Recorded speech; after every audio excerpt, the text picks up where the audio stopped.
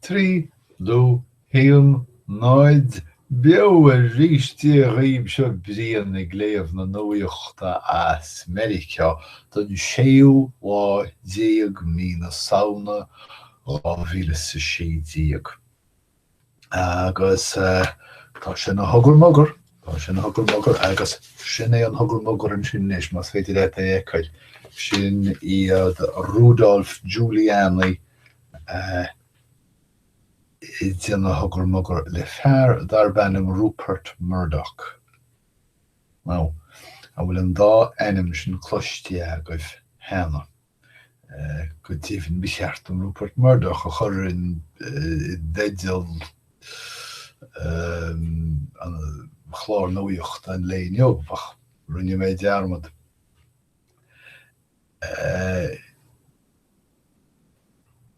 Amíthóir is Rudolf Giuliani do ara gnóthaí eachtracha na Stáit Aontaithe. Ach má sé tá deacrachtaí san ainm nuachan mar ó dág Rudolf Giuliani a fost mar Faire Nuacht. Beidir gur cuimhneamh an tainnim mar gheall go raibh mar bhí sé na Faire Nuacht nuair a tharla na hionsaithe an 1910 meán fómhair 2001.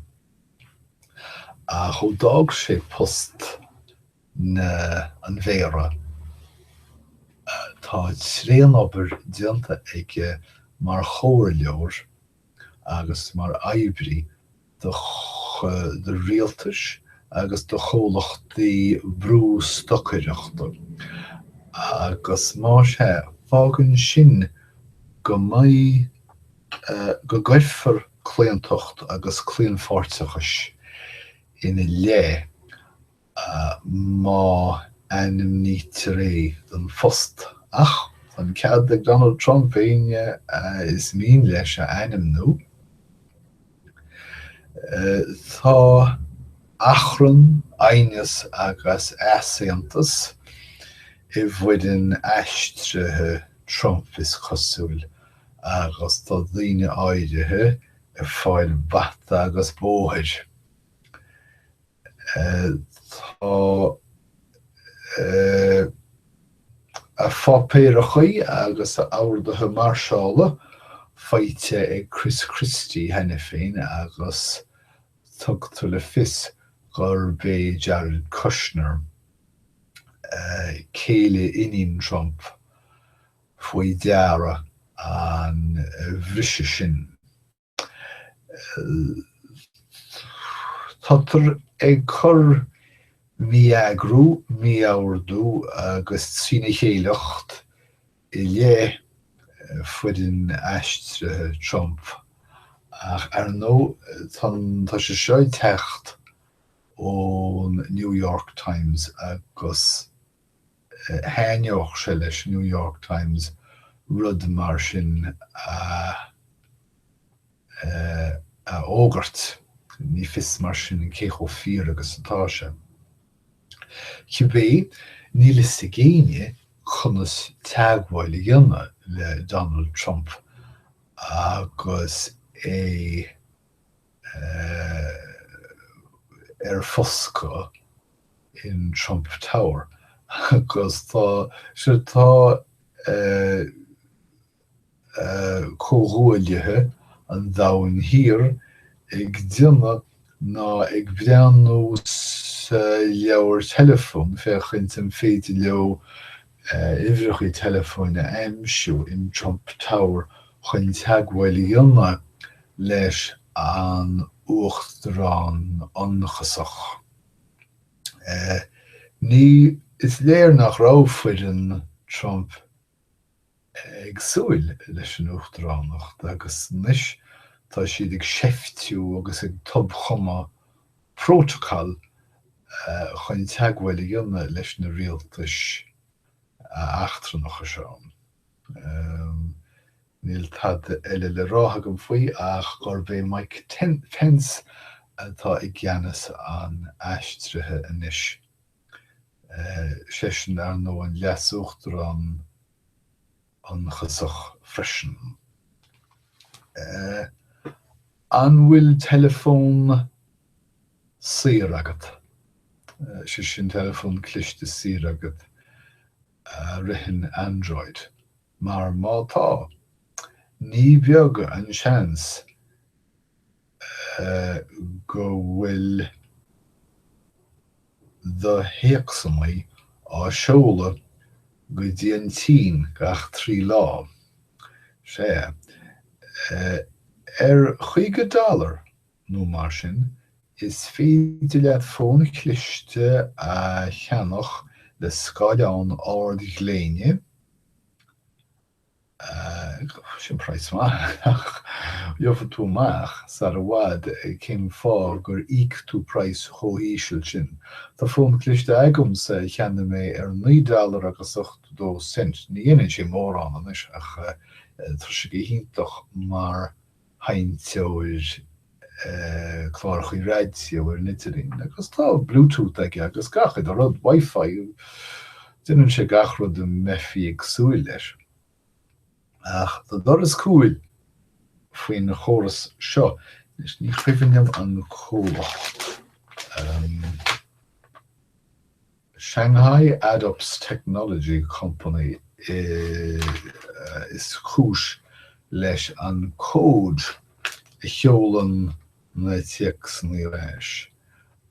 Ó sé, rinstéantóirí telefón úsáidteanna ina measc Blue Products, BLU. Gus caithfear bhfuil rion tuile. Ní dheacha mé níos chuide isteach sa scéal. Ach sé, cibé rud a dhéanann tú ar do ón cliste, tá an tSín ag fáil glúc isteach a do híal, spléach a beg ar do híal trí do Théacsanna agus cábhas cén rud eile. Well, fannim muid le technoliacht, má tá maithasán, má tá bhuntáiste a bhaint le technoliacht do chóir, agus ar nó tá cáir an léinneamh polcaí le giúrlaidtí agus gairis agus árnéis leictrónach cha de gachsáis ach dúsí a dir a rialtas. Chairr a néildiad. Tá an méid sin daoine ag Théacsáil agus ag teachtarú agus teachtareachtú? Agus ag ahrú stádas agus ag tuairisciú rudaí do Waze agus Uber agus stuff mar sin go bhfuil an ráta bháis ag dul I méid sin. Tá na bháise dul I méid, tá an ráta bháis ag ardú. Agus fágann sin go gaithí an rialtas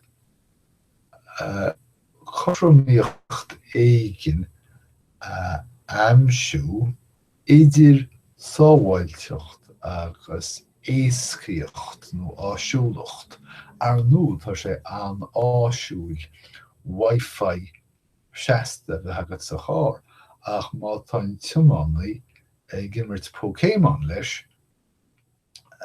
cábhas cén timpiste a theachchas amachchas. So sé caithfear an áisiúlacht seo, an éascaíocht seo a chur I godarsnacht is tócha I goframíocht a chur isteach san ná leis le aspa áirte. Cé duine tá rá? Well, a rís is féidir a eicáil go bhfuil a New York Times ag go tuairisciú ó dhearcha an librálaí. An tóchain tá ar maitheann sin nach bhfuil achcuin acu ar dhinéir lá altathe a isise lena muinteochaí, mar bhódal siad san clé agus bhótáil na muinteach Trump. Nis tá Faire gur roiine mar geall chó luchtach agus atá Trump siadam ina súile. Agus mar sin céir dhéanas na daoine seo nach bhfuil acuin acu an muinteach níos mó, agus nach bhfuil dúil acu an tarrán a bhrisil leo. Cibé ana mé raibh. An bhí orgánach ar nó bain na rialacha cean lítar na rialacha le ferimór agus cré agus a mufuoin spéir agus rudí mar sin. Ach, céird má ástar an bhí na plandaí i deach glunne hydropónach u sé orgánach go fóil. Tá an éileh bhí orgánach faoi láthir. Agus tá mónaí ferimnéireachta gashrú dá réir mar hampla bhí hydropónach. Níl chemicí a behantab, níl na plandaí a Théacsanna, mar sin cheart ghlacha leis gur bhí orgánach níl tá agam sin a sílim. Agus bain sé seo le créifóg ar nó Más féidir an planda ás go hydropónach i bleistic gan chré an bhfuil sé orgánach. Níl is agam. Níl is agam ainm an bhainc ach tá banc sa Yemen i dríblóid le rion airgeadais na Stáit Aontaithe go deimhin tá siad sa lína lámhaí i ngach cíal mar tá siad ceangailte le Al-Qaeda. Nis deir an banc nach raibh an dar a rogha acu a géile do éilimh na scéimhleóirí agus clúí leis an méid a dúirt siad. Ach deir an rion airgeadais go raibh an banc i dtíonna seo go deach riúil. Tá trefnaí bandúchasacha ag teachtar an tuiscint díar ní gur fórsa nimhnach an rialtas federálach. Agus dá réir sin tá siad ag deimhnú agus ag dearbhú a gcearta faoin na chonairí a híine siad leis rialtas federálach. Ar nó mar is buine ní fiú tráinín na chonairí sin. Tuí an rialtas federálach isteach agus tócaí siad an méid tá waheb mar a eicin muid in South Dakota áit a bhfuil an rialtas federálach ag tógáil isce na Indiach gan chead. Ach má sé tuigim na trefnaí go bhfuil cearta agus cuachtaí áirithe acu agus dá réir sin tá siad ag gíráil na gcuachtaí agus áid reisiú féin chun go a bheith acu I manistú a dailte. Fair play. Anis tá lá altathe ag teacht sús céir de Easaontas agus cén tradiisiún ite tá agat le rion muinteach tras na Meiriceá go 10 mhéalach go 10 labharthach agus go so labhartha an mí san sa leo. Tá Mós Allison slíne fídine cé hé Falkner an snag cheol. óránaí, scríbneoir órán, agus seinteoir piana bé, agus dúsáid sé óige i Mississippi chun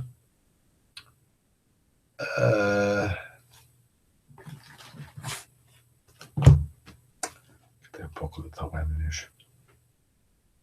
Is nog echt nog goed zeggen. Vers. Kiel nog. Kiel. Gewoon kiel agus fish. Níl mé sásta le ceachtar pokelin sin. Lor gooi Meiriceá. Nuacht. Gris agam. Okay. Gris agus dauntocht Théacsanna. Vi sé 8 ní agus níis agus níis. Dinnig technisch techan seo sin.